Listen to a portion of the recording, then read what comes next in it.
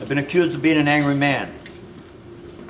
My opponent says that an angry man is unqualified to be governor of New York State. Well, I beg to differ. There are some things in this world that we all must be angry about. During World War II, all decent people were angry at Hitler's extermination of 6 million Jews in the gas chambers of Auschwitz. During the days of the civil rights battle here in the United States, all decent people were angry at the brutal mistreatment of black people down south. Yes, I get real angry when I see injustice and evil, and you should get angry too. I want to read you a very important letter written by a well-known rabbi in Miami, Florida. His name is Rabbi Moshe Learfield. He's a lawyer. He's the vice president of the Torah Asamis Academy in Miami. Jewish education, a priority for many Jewish families, is at risk in the upcoming election. For nearly a decade, children from poor families who attended parochial schools, including Jewish schools, have benefited from partial scholarships provided by the Florida Tax Credit Scholarship. These vouchers represent about $2 million in critical funding for many Orthodox, conservative, and Reformed Jewish schools throughout the state, thereby offsetting the immense fundraising pressures within our community. This program is under siege by some of the candidates for governor, attorney general, and the chief financial officer, who have made comments or taken action that ranges from ideological hysterics to nuanced opposition. These candidates have the mistaken belief that support of this scholarship is an attack on public education. The important role the scholarship program plays in the Jewish community is part of a much larger picture. The 29,000 students who receive these scholarships are predominantly black or Hispanic students from single-parent homes who attend 1,033 parochial schools. It is not surprising that this program enjoys an increasing amount of bipartisan support. When the scholarship was created in 2001, it had the support of only one Democrat.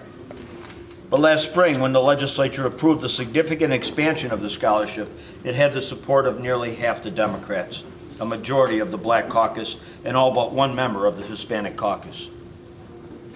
Most families who send their children to Jewish schools do so at considerable financial sacrifice.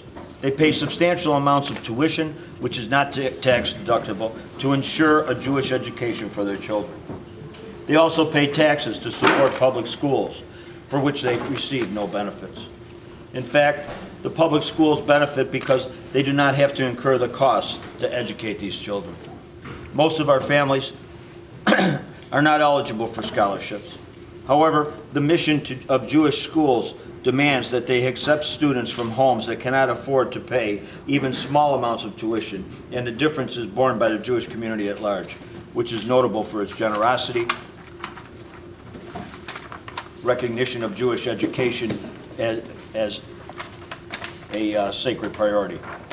The scholarship is available only to poor families. I think it's about time that we stopped treating our decent, law-abiding religious citizens as pariahs, as second-class citizens.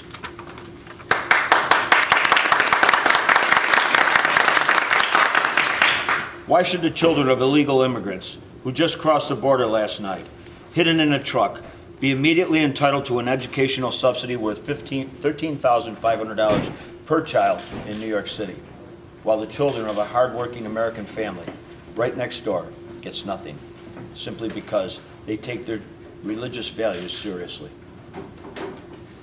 This must stop. It must stop now. I'm announcing today a plan that will revolutionize our educational system in New York State.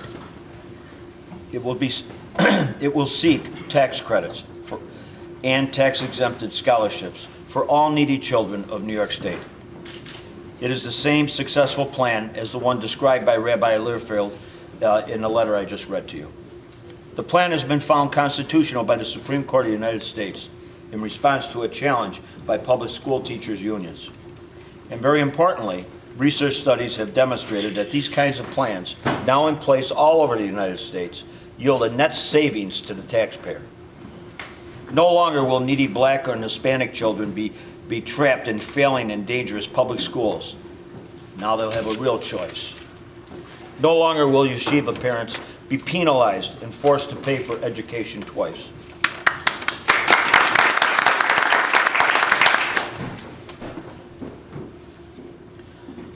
I'm pro-choice in educational opportunities. The ruling elite of this society must get over their hostility towards religious people and their values. We must stop mocking religion in this country. We must stop this indoctrination of our children in our schools and in ideas and values that will prevent them from enjoying happy and successful lives. We must stop pandering to the pornographers and the perverts who seek to target our children and destroy their lives. I didn't march in the gay parade this year, the gay pride parade this year. My opponent did. And that's not the example that we should be showing our children, and certainly not in our schools.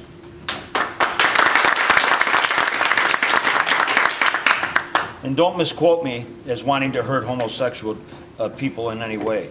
That would be a dastardly lie. My approach is live and let live. I just think my children and your children will be much better off and much more successful getting married and raising a family.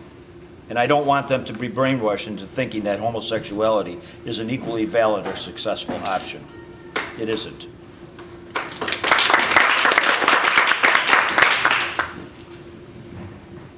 If you elect me as your next governor, you can depend on me to protect and defend your family from those who seek to tear down our values and bankrupt our citizens. And yes, I will veto all legislation that mocks our sacred institution of marriage and family. I will veto any gay marriage or civil union bill that comes to my desk.